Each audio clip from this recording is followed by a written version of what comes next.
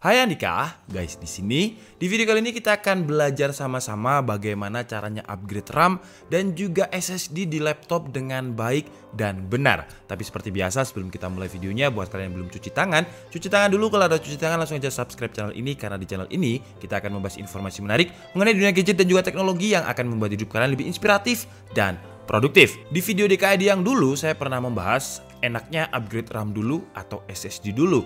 Intinya sih di video itu saya bilang sesuaikan aja kebutuhan. Kalau aplikasi yang sering kalian gunakan itu memakan RAM, contohnya kalian adalah seorang yang suka multitasking di Chrome, kalian ya upgrade RAM. Kalau kalian suka booting yang lebih cepat, ya upgrade SSD. Nah, di video kali ini kita akan membahas bagaimana caranya memasang RAM dan juga SSD. Kebetulan kita dikirimin RAM dan juga SSD dari Transken. Ini adalah RAM dengan speed 3200 MHz, kapasitasnya 8 GB, dan ini adalah SSD SATA 2,5 inch dengan kapasitasnya 256 GB, namanya SSD 230S. Dan bisa dibilang Transken ini adalah brand pertama yang memasukkan secara resmi memori RAM dengan speed 3200 MHz ke Indonesia, diimpor langsung oleh PT Alfa Arta Andaya. Garansinya ini lifetime untuk RAM, dan yang paling membuat saya tertarik adalah bagian selling point. Di bagian packagingnya ada tulisan excellent compatibility. Nah, saya pernah ada pengalaman yang saya juga nggak bisa menjelaskan kenapa. Jadi saya pernah upgrade RAM di salah satu brand laptop dengan RAM tipe brand A gitu ya. Itu nggak support, nggak kebaca. Tapi kalau misalkan saya pakai RAM dengan brand B, contohnya saya nggak mau sebut brandnya. Jadi secara kompatibilitas Transken ini mengklaim excellent. Jadi seharusnya sih dia bisa dipasang di laptop apa aja. Dan ini adalah RAM bertipe SODIMM yang memang biasanya digunakan untuk laptop. SODIMM itu kepanjangan dari Small Outline Inline Memory Module. Nah, kalian biasanya juga akan menemukan yang tanpa SO. Jadi cuman DIMM gitu aja, atau Dual Inline Memory Module. Itu biasanya digunakan untuk PC. Dan secara dimensi yang untuk PC atau yang bertipe DIMM tadi itu akan lebih panjang.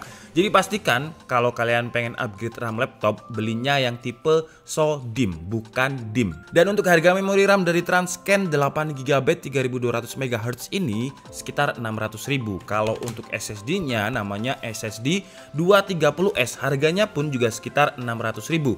Link pembeliannya kalian bisa langsung cek di kolom deskripsi. Kalau untuk SSD-nya ini garansinya 2 tahun dan dia bentuknya SATA 2,5 inch, dan karena laptop yang akan kita gunakan untuk eksperimen ini sudah pakai M.2 NVMe, jadi kita nggak akan pakai SSD SATA 2,5 inch ini sebagai sistem. Jadi untuk upgrade dual storage, tapi dia tidak sebagai sistem. Mungkin di next video kalau misalkan Transken kirim SSD M.2 NVMe kapasitasnya 1 TB, mungkin ya kita bisa bahas bagaimana caranya migrasi OS ke SSD yang baru. Jadi data di SSD yang lama itu nggak hilang. Jadi Transken alamatnya sama kalau mau kirim yang 1 TB SSD PCIe NVMe. Oke, jadi di depan kita sudah ada Asus TUF 15 FX506 dengan Ryzen 5 4600H yang juga sudah support atau bisa membaca memori sampai 3200 MHz.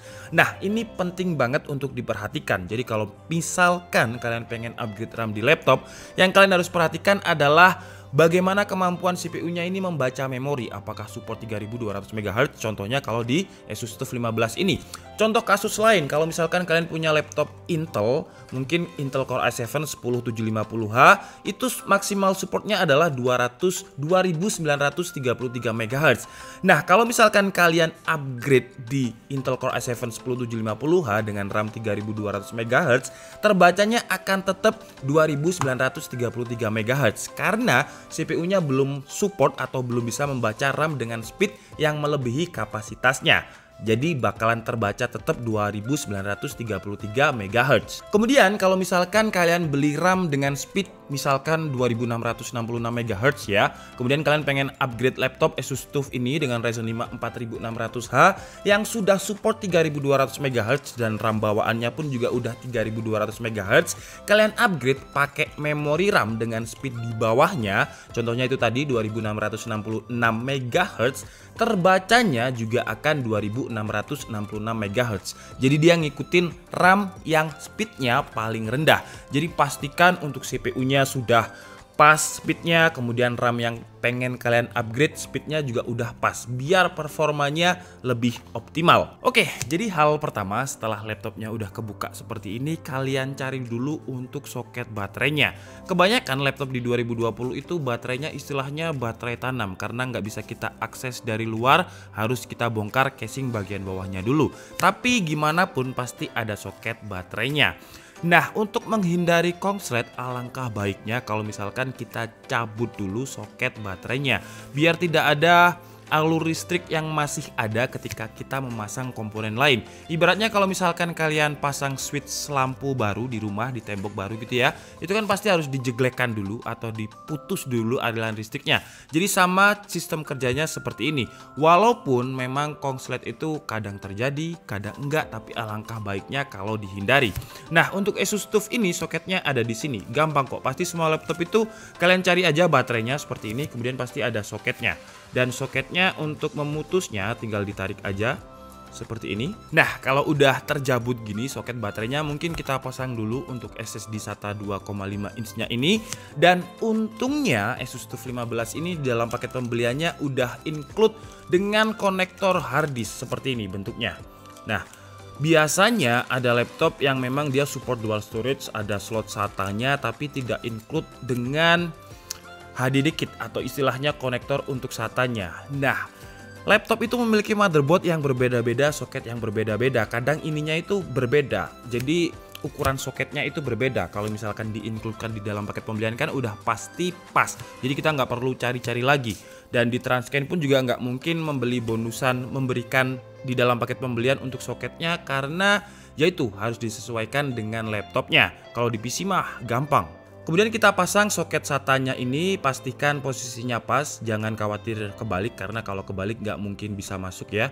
Jadi yang besar di sini, yang pendek di sini. Kemudian tinggal kita masukkan seperti ini. Nah, seperti ini. Kemudian kita masukkan soketnya ini di bagian yang ada tulisan HDD. Nah, di sini kan ada tulisan nih. Kayaknya kalian nggak kelihatan, harus didekatkan nih.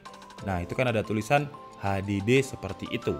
Jadi soketnya pastikan masuk ke situ, jangan masuk ke soket yang lain. Kemudian memasangnya kalian pastikan aja dengan jarak kabel SATA-nya ini yang pas. Kalau misalkan posisi seperti ini dia memang bisa masuk tapi kan nggak cukup ya SATA-nya ke sini. Jadi kita pasangnya seperti ini. Dan ini harus dibaut dan di Asus TUF 15 juga udah include untuk bautnya sekalian ya.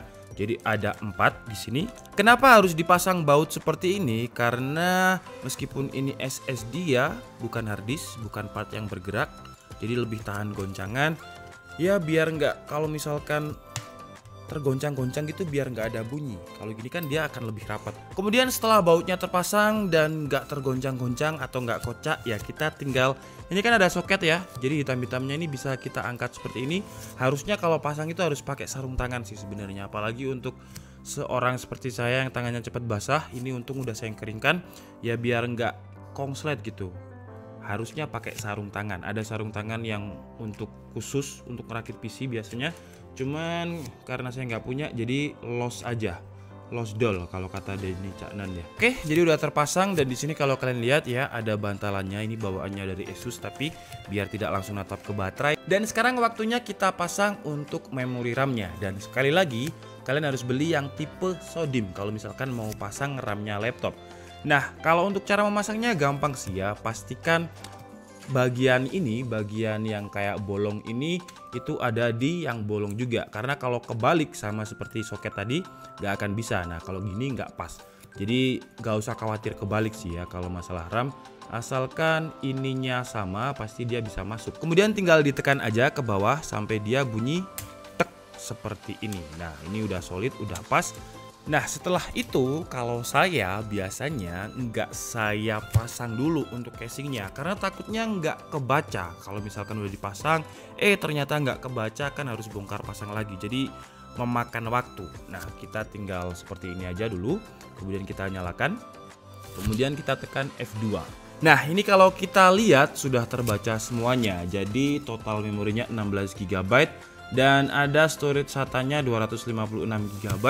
Bootingnya pakai Intel SSD 512 GB. Ini yang M.2 NVMe. Nah, kalau udah kayak gini baru boleh dipasang. Bukannya baru boleh, enaknya seperti itu. Jadi kalau misalkan nggak kebaca, kita nggak buang-buang waktu gitu. Oke, jadi ini kita matikan lagi sebentar. Kita pasang dulu untuk casingnya dan kita lihat apakah speednya terbaca 3200 MHz. Tapi seharusnya udah pasti 3200 MHz. Oke, sekarang waktunya kita cek apakah RAM dan juga SSD tadi sudah berhasil. Nah, di sini mungkin kita cek dulu untuk SSD-nya ya. Dan tadi juga sudah saya tes pakai Crystal Dismark. Dan karena SATA pasti speednya terbatas di sekitaran 500 Mbps. Ini read-nya 558 Mbps dan write-nya 420 Mbps. Kemudian untuk sequential read yang kedua juga sama, hampir sama ya.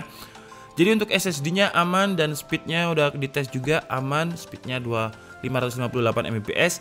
Dan sekarang tadi saya juga udah lihat untuk saya benchmark RAM-nya di software SuperPi atau SuperPi ini bacanya ya, untuk ngecek kestabilan memori RAM-nya. Nah, mungkin kita lihat dulu sambil kita tunggu loopnya sampai berapa dia. Pokoknya kalau misalkan nggak stabil, dia akan ada muncul notif not exact round kayak gitu. Kalau misalkan kita pakai software SuperPi ini. Nah, ini kita lihat di CPU Z ya. Jadi RAM-nya sudah 16 GB dual channel di sini.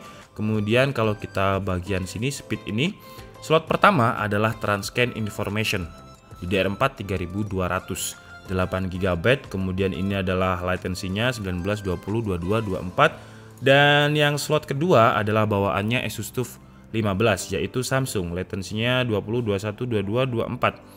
Oke, jadi masih stabil dan aman. Kita lihat di Touch Manager sekarang. Jadi kita masuk ke Touch Manager. Oh, ini sudah saya buka ternyata. Tidak terlihat. Nah, di Touch Manager ini juga 3200 MHz. Ya bener, 16 GB. Dan pasti banyak yang tanya, apakah kalau misalkan kita upgrade RAM itu akan menghanguskan garansi? Enggak, jawabannya adalah enggak. Tapi ada tapinya. Contoh misalkan ini udah kita upgrade kemudian 6 bulan kemudian blue screen gitu ya.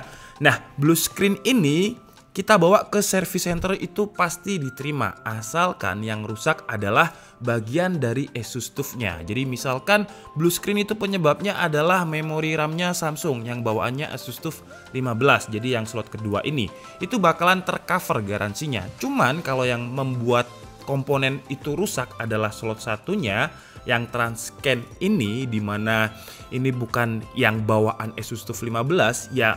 Asus Service Centernya nggak bakalan mau nerima. Jadi kalian harus menggaransikan RAM-nya ini ke Transcend, bukan ke Asus. Sama juga di SSD tadi.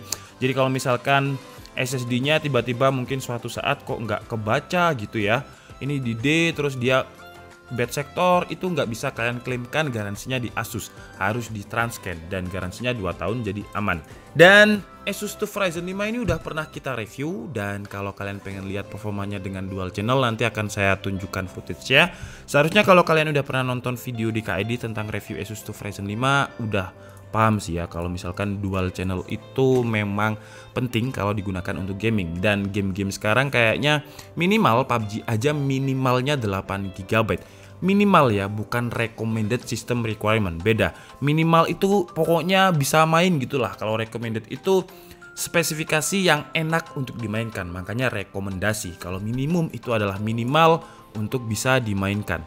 Nah, ini loop sampai 21, ini SuperPi-nya sampai berapa? Biasanya kalau misalkan nggak stabil, dia ada di loop keberapa, kemudian ada akan notif not exact round kayak gitu. Oke, jadi mungkin cukup segitu aja. Kalau misalkan ada informasi yang terlewat dan kalian masih bingung, kalian bisa tanya di kolom komentar.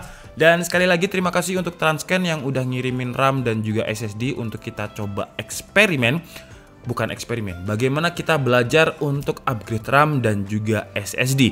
Sayangnya memang kita nggak dikirimin yang M.2 ya, karena saya pengen bikin video bagaimana cara migrasi M.2 NVMe SSD yang data lama untuk migrasi ke SSD yang baru. Mungkin nantilah kalau ada yang kirim kita bisa bikin video seperti itu. Oke, jadi mungkin cukup segitu aja video kita kali ini. Sebentar, memorinya 24%, loop 22. Saya minta maaf kalau ada kesalahan dalam penyampaian informasi. Seperti biasa, kalian bisa mengkoreksinya di kolom komentar. Saya Nika Setiabudi and see you on the next video.